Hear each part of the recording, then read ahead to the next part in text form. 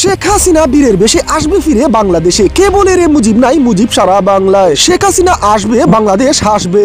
এবার এমন স্লোগানে রাজধানীতে পুলিশের গাড়ির সামনে ছাত্রলীগের নেতা কর্মীদের বিশাল বিক্ষোভ মিছিল। এবার প্রশাসনের নাকের ডগায় বিক্ষোভ মিছিল করে ইউনূস সরকারকে যেন ওপেন চ্যালেঞ্জ দিচ্ছে ছাত্রলীগের নেতা কর্মীরা। প্রশাসনের সামনে ছাত্রলীগের এমন দুঃসাহসিক মিছিলে রীতিমতো সোশ্যাল মিডিয়ায় ভিডিওটি বেশ ভাইরাল।